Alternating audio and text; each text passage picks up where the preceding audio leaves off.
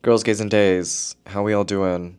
I'm coming to you live, partially alive, slightly hungover, but I saw this light and I was like, you know what? Let's sit down, let's do it. It's the end of the month. We're at November 30th.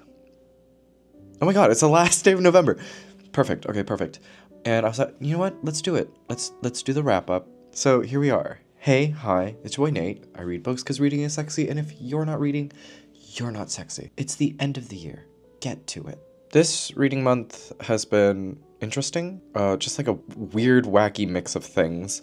I did 11 books for November. Let's get into it. Start off the month with Divorcer by Gary Lutz. This is a collection of short stories surrounding divorce. But really, when you look at divorce, you're looking at marriage. Lutz explores Plato's Symposium and the idea of love, where, what is it? A person is born with 2 heads, 4 arms, 4 legs, and then they split off and their whole mission is to find the other half of the self. What does that other half look like? And perceptions of the other self and how you are perceived in a relationship and in and around love. Sharp, witty. I love Lutz's writing. They have such a unique approach to words that, put me on the side of my head and really think about like language and how playful it can be. I love their work. It's dark, it's snarky. I feel like this was a perfect place to start with Gary's work. Yeah, I can't wait to do more of their work. Next up, I did The Secret Diary of Laura Palmer by Jennifer Lynch, who is David Lynch's daughter. This is fine. This is fun. If you like Twin Peaks and want to delve more into an already ambiguous, strange, and wondrous world, this is a nice addition to it all. I think, given that it's a diary, I think it says too much. I think the whole idea of Laura Palmer, and if anyone doesn't know, Twin Peaks is about this little small town, and a girl dies due to mysterious circumstances. At first glance, it looks like murder, but who, how, what actually killed her? And it's about the community grappling with death and grappling with their own insecurities and morals and all that good stuff. But this, because it's a diary, and because we're inside Laura Palmer's head, we know too much. And I think that breaks the magic and breaks the spell of the whole idea of Laura Palmer, the idea of the innocent girl. And here we get too much, but we get, sex, dreams, nightmares. Too much of it. Feels part of the David Lynch Twin Peaks world. Good stuff. I also did Stay True by Hua Hsu. I've been wanting to read this. This is a memoir surrounding the death of a friend while growing up in the Bay Area, surrounding punk music, zines, being alt. Ay. But yeah, good stuff. I was really touched by the end. At first, I didn't get along well with Sue's writing. It just felt very professory. Your professor wrote the book because he has the credentials. It just had that tone, and I think he also had an issue with the emotional distance in the book. He didn't know whether to use his adolescent voice or his own voice in the present tense looking back. And so I felt like the relationship between his younger self and his older self just didn't mesh well in terms of tone and voice for the book. But by the end, I was gobsmacked. It's really touching, beautiful, what friendships mean and the love we have for our friends and all the small, stupid little things that we do to hold up our friendships. Beautiful memoir. I also did Political Fictions by Joan Didion. Was really dry.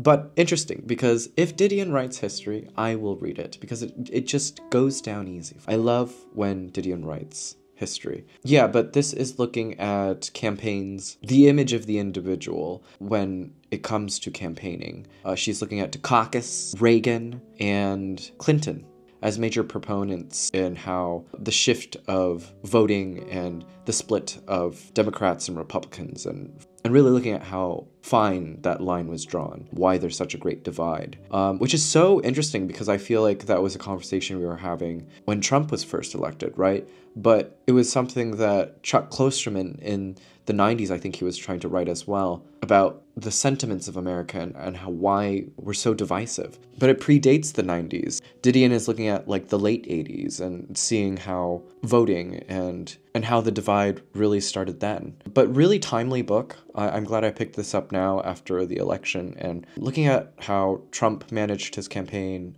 versus how Kamala did it, given how social media as well, well, like, we think it matters, but in the end, it really is about going out and campaigning, going to the people, to communities, and really being with the people really gets the work done. But yeah, I don't recommend this to anybody, actually. But if you are curious about politics and campaigns, this is fruitful. And this is my last Didion. Y'all, do I do a Didion tier list? Do I do it? I've read all of Didion now. I'm a Didion completionist. Where's my gold medal? Totally skipped over a book. I got an e-arc of Horse Girl Fever, a short story collection by Kevin Molaney. He's part of the Clash Books clan. I love everything that Clash Books does. Madeline Cash. They're just, you know, part of the Dime Square writers world, and they do kooky, weird writing that's slightly experimental, but really dives deep into the apathy of the times. It's the voice of now, I think, Dime Square writing. But yeah, this is just a fun, kooky collection of short stories. There's like this one where he only dates Hannahs, which reminded me of like John Green's An Abundance of Catherines. Just him detailing all of his ex-girlfriends. There's a lot of boobies. There's one about a horse girl, obviously. They're also sardonic, but written with like a Richard Brautigan sweetness. He's a bit better than Brautigan in the way that he carves out his themes to end his short stories. But yeah, they're super fun. I think I've read it in a day. You can easily get through it, but it's like really nice to have in between all of these reads. Just made my brain feel so smooth and tingly, and I love when a short story isn't so serious, but is talking about serious stuff. This is out by Clash Books, January 7th of next year. Look out for it. It's a fun one. I've been really loving these like really... Oh my god, did I just really say really twice in the same sentence? Jesus. Y'all, maybe today was not the right day to do this wrap up. But this light is so nice. Okay, anyway, off track here. Cheap Therapist Says You're Insane by Parker Young. Earth Angel, Madeline Cash. I just love these like really witty short story collections that just make time fly by. Get the job done in an economy of words. Yeah, it's just like fun, and you don't have to think too much, and I don't know, entertainment. Good entertainment. You know, it's not always so brainy over here. Kevin Molaney, Horse Girl Fever, good stuff. Okay, then I did Hardboiled and Hard Luck by Banana Yoshimoto. These are two short stories that deal with the same thing about the death of a sister and grief, loss, the quietude afterwards, and the really shy and quiet and really lonely pieces in themselves. I didn't think this would hit me so hard, but it did, and I think because also it's an incredibly fall book. It tracks like the transition from September to November, sort of the death of fall into winter. I think timely. Yeah, it just like matched my mood and matched the mood of this year, and yeah, I was really moved by the end of both stories. They both feel like the same story. It almost is like fieldwork for Yoshimoto in terms of the themes that she likes to explore. It's a quickie, definitely meant for any of your transit reads, if you're on the bus, plane, train, looking out the window, pondering. Are you pondering? Do people still ponder? You pondering out there? For all my ponderers, it's a good one. Ooh, and as a PDF, I finished Queer by William S. Burroughs in preparation for the Luca Guadagnino film. I don't know if that will be released in Korea. Super excited for the film. And you know what? I think the film will be better than the book. This works as a travelogue of sorts. William S. Burroughs, the globe-thotter that he is, tracks sort of all of the people, all the boys that he met in Mexico being addicted to heroin. So that's what it is. We never really connect to any of the faces in the book. All the scenes feel really choppy and pass us by way too quickly. So it almost feels like a fever dream in a way. You know, it's that kind of weekend bender that you have. You don't know what day it is. It was a thing that happened, but you don't know how it happened, and all of the events within it. I'm not quite sure what to make of it. It almost feels like going back to Eve Babbitt's and her writing style, the idea of the spurts, not so much like short stories or novellas, and not really memoir either. It's very much like that. It's playing with the functions of short story, novella, and memoir, but mixing it all up. It's what this feels like. It's Burroughs' spurt with his time in Mexico and dealing with addiction. It's gay, it's grimy, and full of guilt. Yucky, yucky guilt. And I love all that. This is where one of the things where I trust Luca and his attention to detail and taking period stuff and really leaning into it to create atmosphere and build character through all of those things. So this is where I think as a film it would do better than the actual source material. Excited for it. Next up, I read Convalescence. This is a short story by Han Kang. I finished this at the bookstore. You can finish it in like a sitting. It's like 30 minutes. It was published with Korean on one side and English on the other. It's about this woman who has this burn. She doesn't get it treated until it really, really hurts and pains her and goes to the doctor. While also dealing with this physical ailment, she's thinking about the death of her sister. It's about siblingship intimacy between sisters, sort of the secret worlds that they share as girls, and coming to terms with grief. In the end, I thought it was okay. It was quite of a bore, actually. I say that because it just feels like field work. It feels like Han Kang's notes or field work, or this just feels like the remix where she works things out, and she works them out through short story. Yeah, it doesn't really come together fully, but it explores all the themes that Han Kang is known for: the loneliness, pain, how we deal with pain, how we exist with pain in the present tense, and sort of move on as life moves on. Yeah, and I think for Han Kang fans, this is really interesting, but all in all, just okay. So hard 3 stars. Hard 3 stars. Sorry, y'all. Only water today. Gotta hydrate myself. Oh, nice. Okay. With all of that, just like a weird wide array of books, I was just like, my brain feels so mushy. I need pictures. So I did a graphic novel. More of a comic though. It's The Case of the Missing Men, part of the Hoptown Mysteries stories by Kris, Bertin, and Alexander Forbes. Published in Montreal for all my Quebecois friends. Hey, hey. Nancy Drew meets David Lynch. That could not be further from the truth. Putting those two together, I realize it's actually more Archie's Weird Mysteries. Does anybody remember that show / comic? I used to read the comics. They used to be at Walmart. At the checkout line, they used to have like the cute little comics. They were really small, like this size, about this yay big, with a crossword puzzle. I don't know. And I liked flipping through those. And then I think there was a TV show. I forgot where. It wasn't on Cartoon Network, maybe Kids WB, I think. And I really enjoyed the show. Anyway, that's what it reminds me of, because we get weird stuff in here. It's about a couple of high schoolers. One of the girls' dads goes missing, and a group of other men go missing, and you're wondering why. Why are these men disappearing, and where are they going? And they end up murdering other people. So chaos runs through the city as these teens are trying to figure out why all this is happening. And it gets a bit supernatural and spooky. Definitely gets gory. Yeah, so it almost feels like dreamlike as well. That's probably why this blurb name dropped David Lynch. But yeah, I thought this was fine. I really am a fan of the artwork. It's sort of retro in a way. I don't know, it's just spooky and fun. It was great. But I feel like some of the paneling was a bit off in terms of storyboarding. Things just didn't feel cohesive. It felt like there was like a one scene missing, or like a transitory moment. Things just didn't flow together very well. There were a few plot holes near the end. It's quite bombastic and sudden. Just doesn't really hit its mark, but still overall entertaining and exactly what I needed. I'm so sorry, y'all. This is probably the worst wrap up I've ever done. I'm usually more well spoken, but yikes. Okay, as an arc, Hogarth kindly sent me We Do Not Part by Han Kang. This is the new one. Thank God for Paul Fulcher, y'all.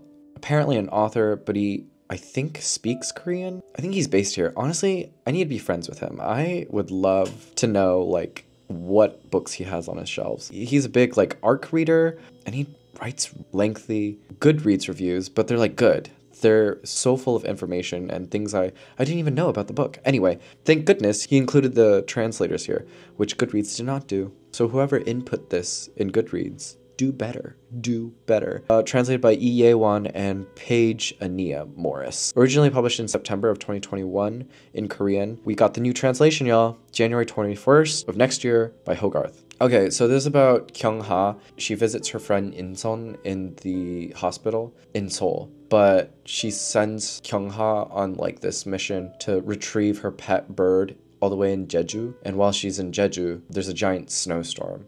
And it's a part of Korea that I don't think most people know about or talk about. It's about the Jeju massacre and uprising. So in usual Han Kang fashion, it's looking at life, death, and ultimately love. And I think in comparison to the rest of her books, this has the most love in it, the fragility of love, and the hope that comes after. I think out of all of the Han Kang that I have read, this is the most hopeful book that she's written, which is incredibly interesting because when you really look at her work, you never really get to sit with any of her characters. Like, they never feel tangible or nearby.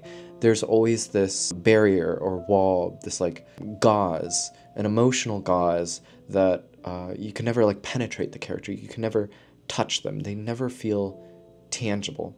But they're so full of hurt. All of her characters encounter hurt and this pain, but they never know what to do with it. And with that, they don't know how to live either, or to carry on or carry over into the future. But here, with so much love between these two friends that almost feels like sisterhood, just the quiet ways that they exist together is really beautiful.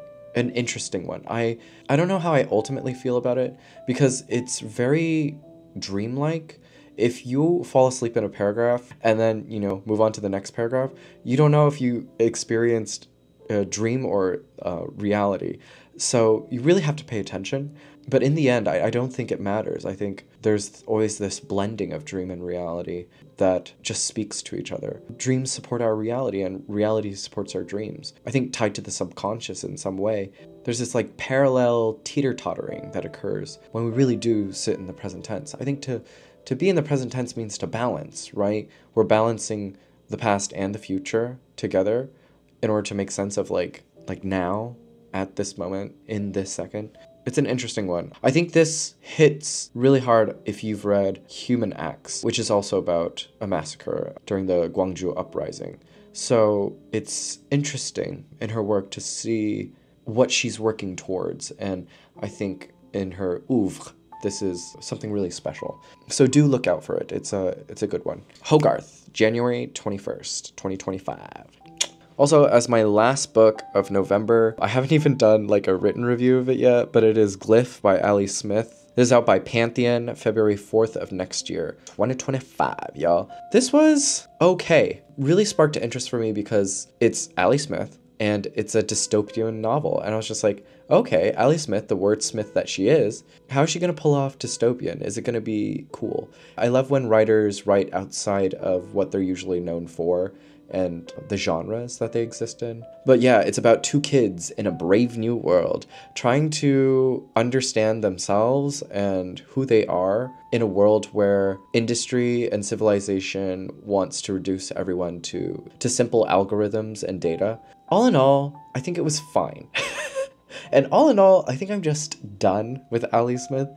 I really enjoyed How to Be Both. And when I first read it, I was like 19 or 20. And I loved it because it was, I think what Ali Smith does is she loves language. And she writes her love for language in all of her books. There's always this playful nature to the way she comes across words. It's in between like prose and poetry. But ultimately, I don't think it ever sticks. I can never recall like anything about an Ali Smith book. And I've done 2 of the seasonal quartets, I think Winter and Autumn. It just felt way too boomery. It was her definitely be like, technology is bad, get off TikTok. And I'm just like, okay, whatever you say.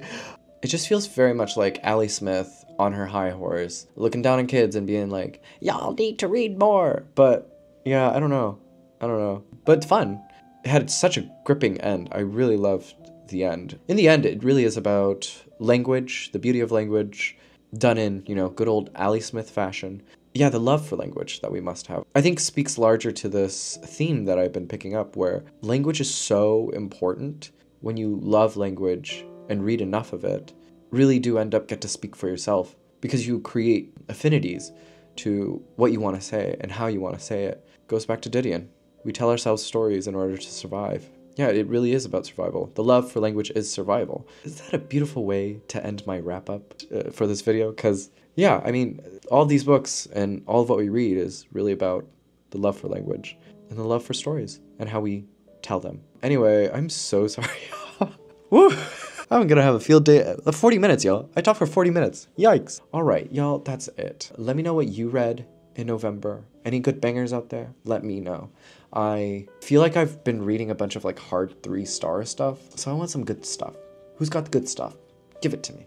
Give it to me good. If you've forgotten, I'm a Blackwell's affiliate, so if you enjoyed me talking about any of these books, please consider using my affiliate link downstairs for any of these books or any of your other bookish needs.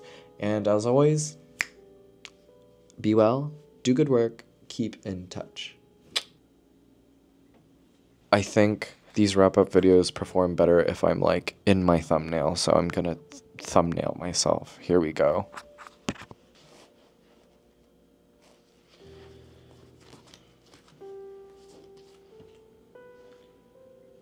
I hate myself. Jesus. I don't know how to hold these books up.